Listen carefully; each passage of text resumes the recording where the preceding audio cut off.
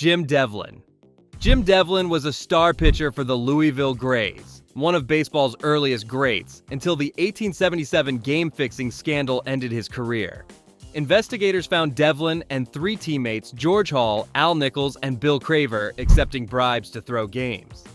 Telegrams confirmed direct contact with gamblers. National League President William Hulbert banned all four for life, establishing the sport's first moral precedent. Devlin pleaded for reinstatement, but the league refused.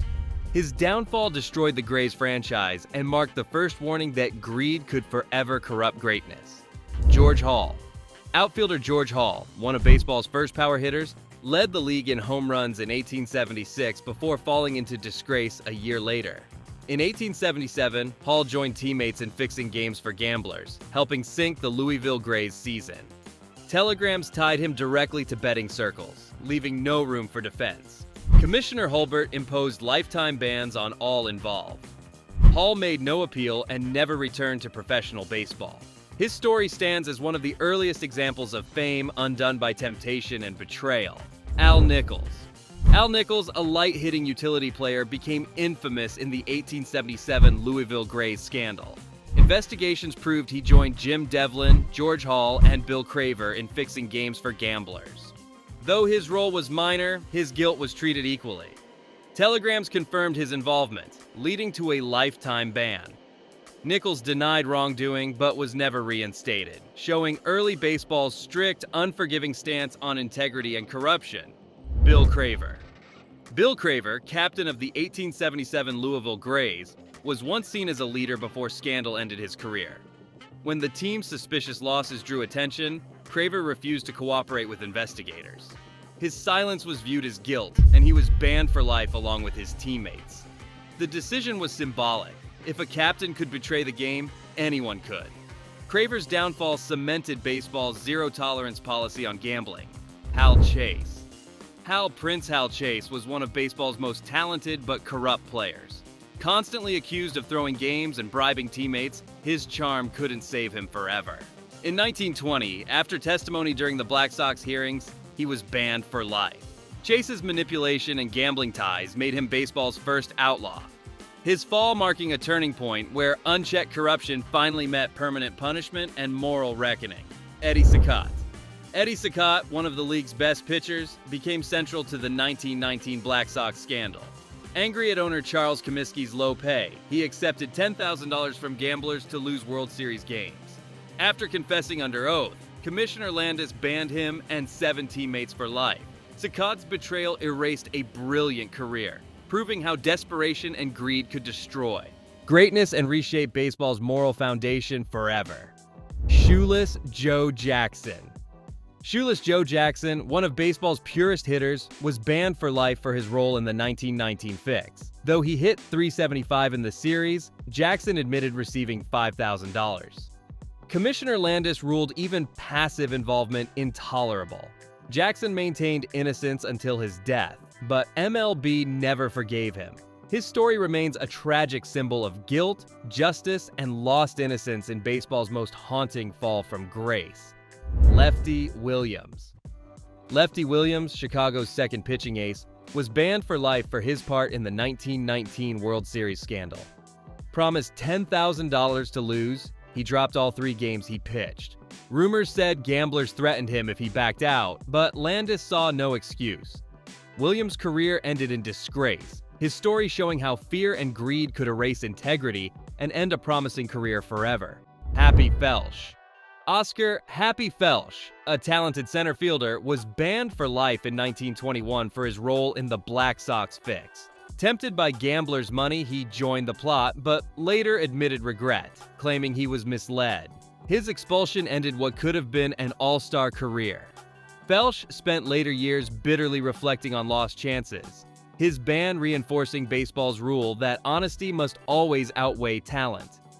Swede Risberg. Charles Swede Risberg, the White Sox shortstop, was among the most vocal conspirators in the 1919 fix. Known for his tough personality, Risberg helped recruit teammates into the plot.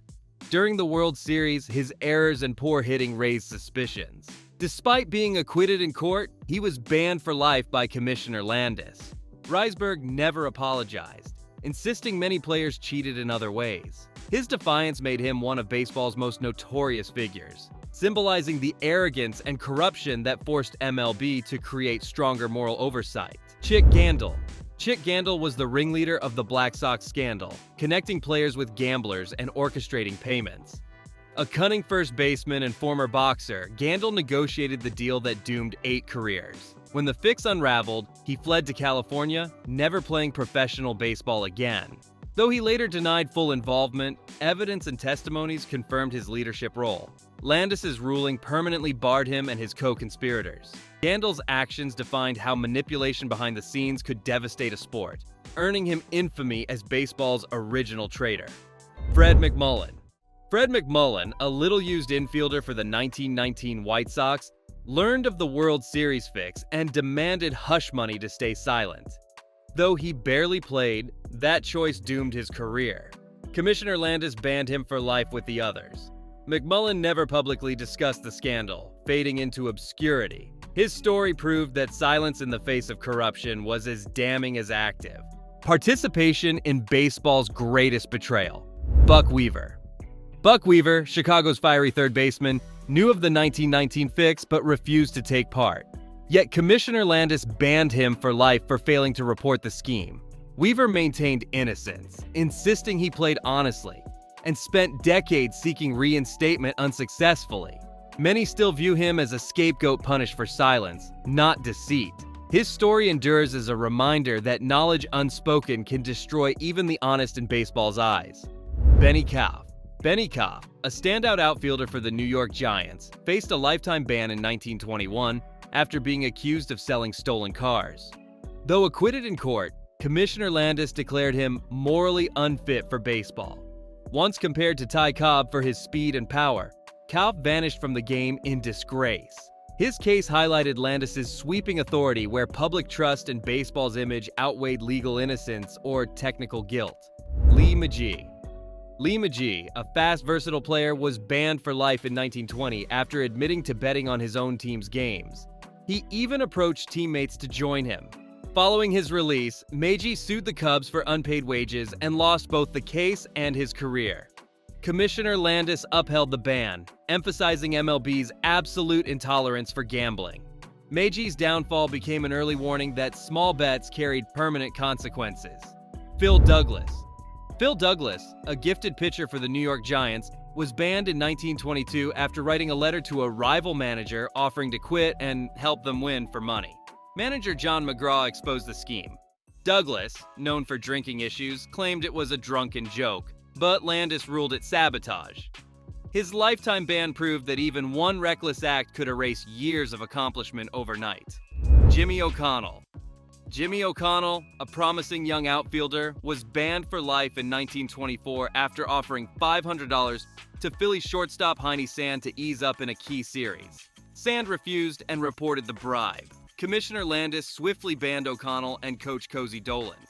The scandal stunned fans. O'Connell was only 23. His expulsion reinforced that even minor bribery attempts threatened the purity of competition and warranted the sport's harshest punishment. Cozy Dolan.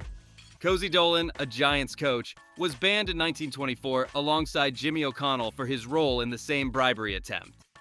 As a mentor, Dolan's influence made the offense worse. Landis declared that coaches held moral responsibility equal to players and issued a lifetime ban.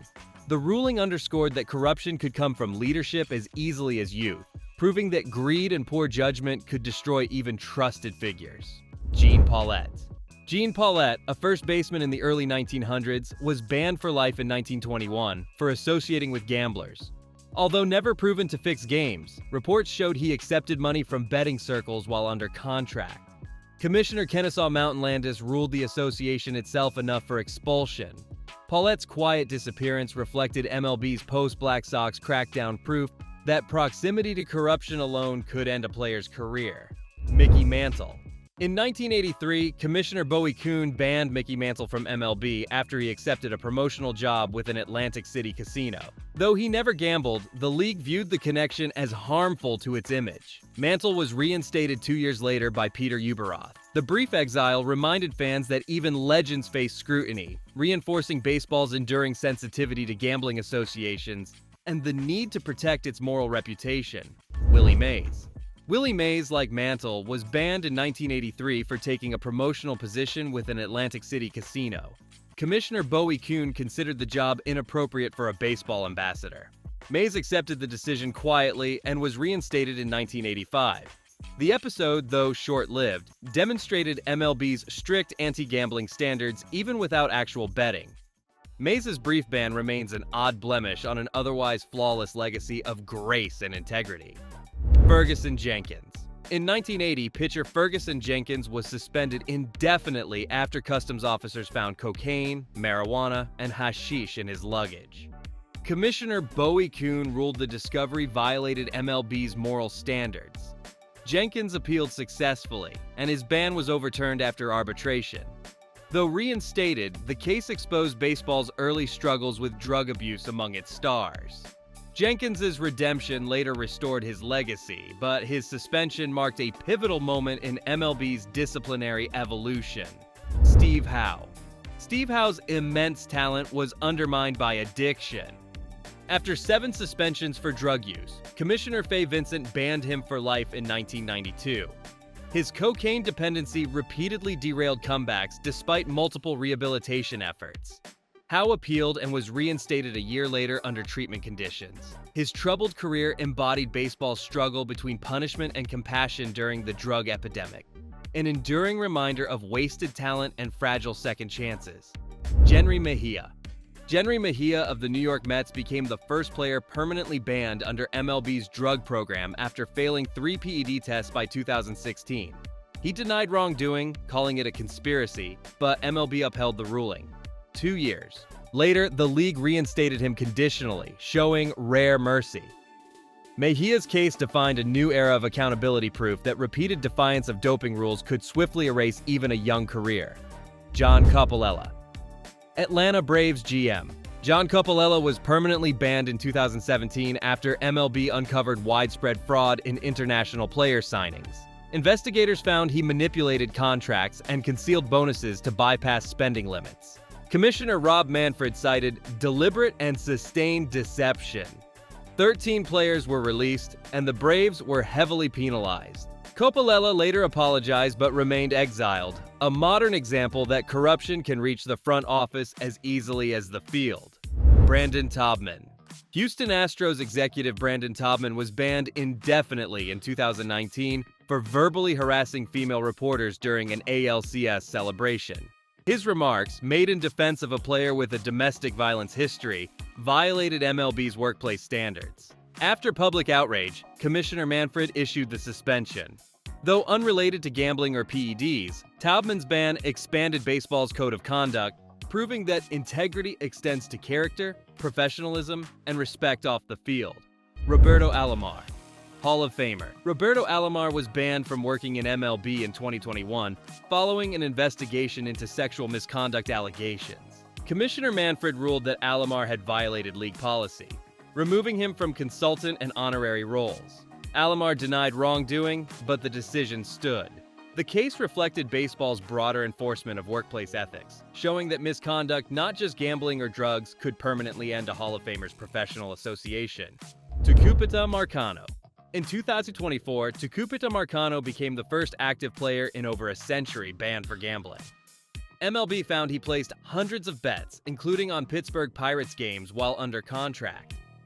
Though no evidence showed game manipulation, Commissioner Manfred invoked Rule 21 and imposed a lifetime ban. Marcano's downfall reinforced that in baseball, even modern betting culture cannot excuse wagering on the game itself. Trust remains non-negotiable. Angel Hernandez. In 2025, veteran umpire Angel Hernandez was banned for life following an internal probe into integrity and conduct violations. Details were never fully disclosed, but MLB cited behavior incompatible with professional standards. Long criticized for controversial calls, Hernandez became the first umpire banned in decades. His removal emphasized that accountability extends to officials, marking the end of a turbulent career and reaffirming MLB's commitment to fairness and transparency. Baseball's lifetime bans remind us that talent alone cannot protect integrity. From early fixers to modern offenders, each exile reinforced the game's moral line of honor above all. These stories endure as warnings that in baseball, as in life, every choice leaves a legacy, and redemption isn't always guaranteed.